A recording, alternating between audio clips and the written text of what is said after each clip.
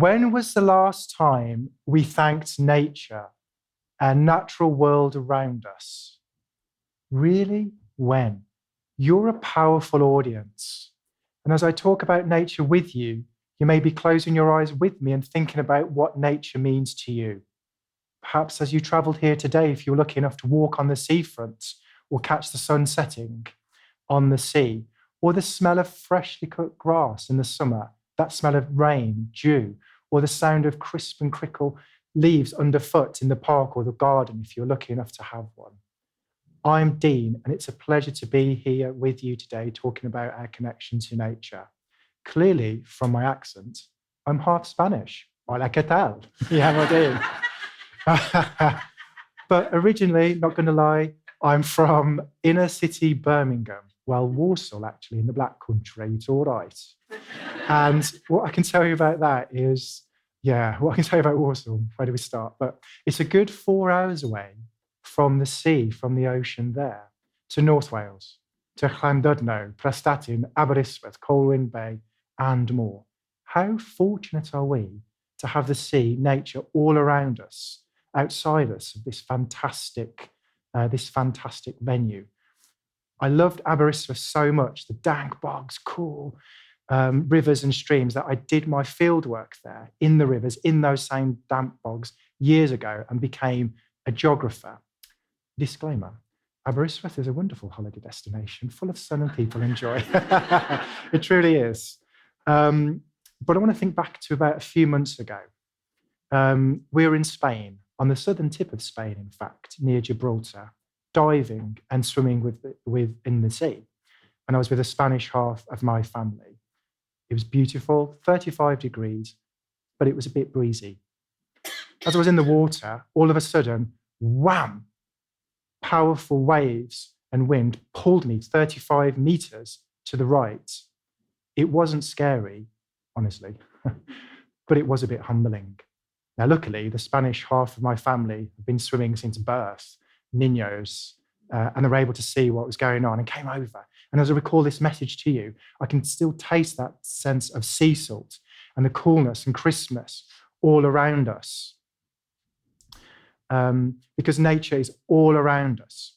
And what I want to do now is think of a slightly bleak future for a few minutes, not too long before the break. Imagine it's 25, 50, 75 years in the future. Your children, your children's children, and their children. And you're walking here today. You're walking along the beach in Worthing, but you're walking on a concrete seawall because the gravel, sand, pebbles have eroded, as have the cliffs. No fishing communities, small boat fishers. And you notice that no one's in the water because it doesn't feel safe to do so. Imagine if someone looks you in the eye and says to you, how did we let this happen? Sadly, Worthing, it's already happening in parts of the UK and Europe. Again, back to Spain. A year ago, we were in La Manga, southeast, my geography is right, on a beautiful geological spit, an expanse of sand separating the ocean from the land, creating a beautiful sandy cove. Think home and away. Summers Bay, beautiful white sand, palm trees everywhere, 35 degrees, yet no one's in the water. And that's because the locals there know that over the last 50, 100 years, all sorts of toxins, nasties, and horrible things have been dumped in there. So they can't use the water to cool off. Now, the Spanish authorities are fantastic now at cleaning that up. But can you imagine if we let that happen here? Because here's the truth, Worthing. There is no funding for the long-term funding for the ocean and rivers, streams around us. There are fantastic organisations, charities, working day in, day out, but they're having to compete for funding. And that limits how far you can collaborate. Well, what's the hope? What can we do about that? That's where we all come in. Welcome to Sussex Bay, 100 miles of coastline from Canvas Sands to Selsey Bill. You're here, you're in it. We are on a mission to generate a £50 million fund for nature-led recovery in our part of the world. A fantastic project. We've been going for just over a year. And you know what makes me proud? We kicked it off and started it all here in Worthing. Yes, we should do that. Yes, because we believe in a future that's bigger than ourselves. Well, what can we do? I'd like to suggest a concept to you, which you may have heard before, but I'll suggest it anyway.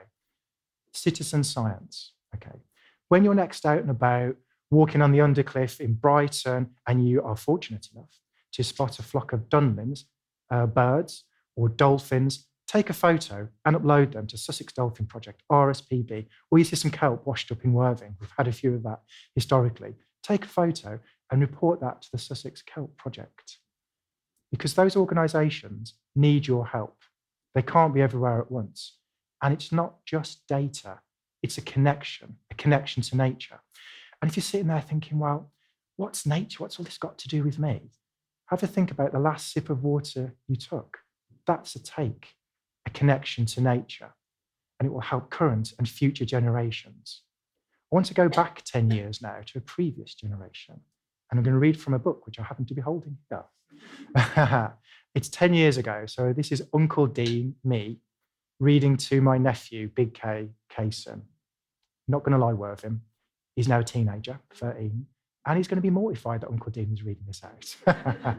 But Christmas is coming, and I'm sure there'll be a big Christmas list. But it's from a book called The Storm Whale by Benji Davies. And I'm going to read to you in the same way that I read to him all those years ago. Noy did everything he could to make the whale feel at home. He told stories about life on the island. The whale was an excellent listener. Now, for me, that's really powerful.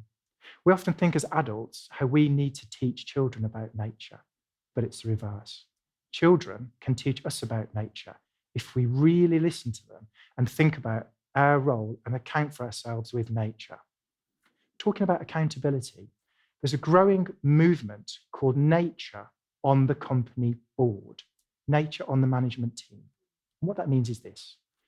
Imagine if nature was sitting next to you at work or at home, and you're thinking about the type of chemicals to use for cleaning or an investment to make, or whatever decision you're thinking about.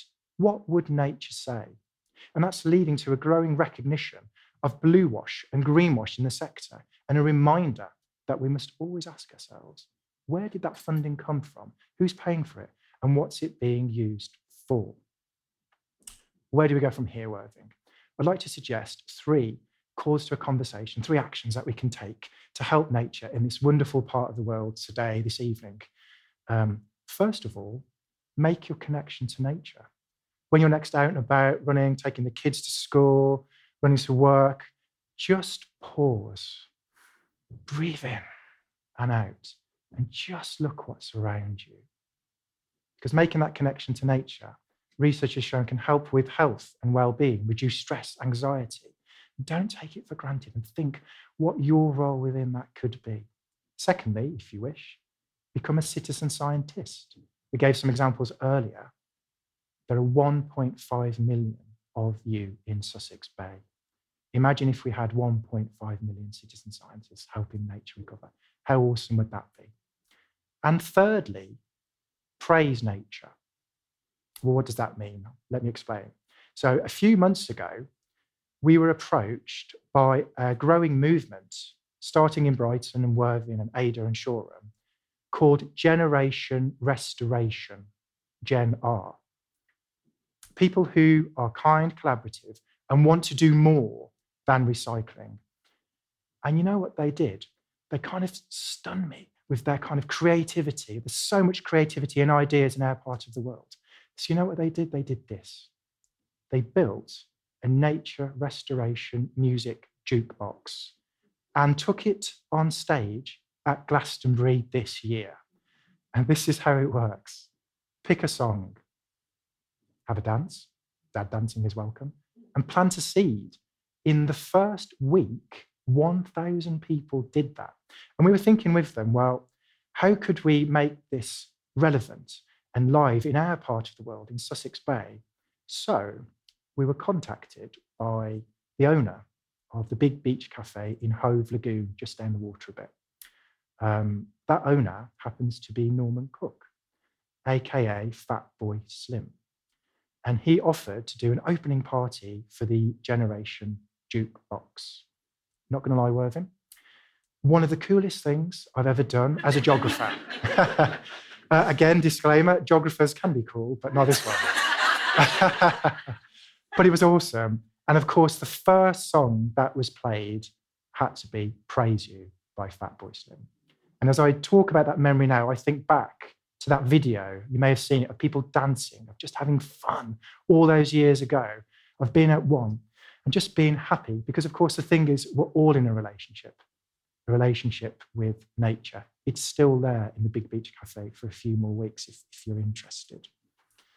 And so finally, Worthing, whatever it is that makes your connection to nature, bring you and do it.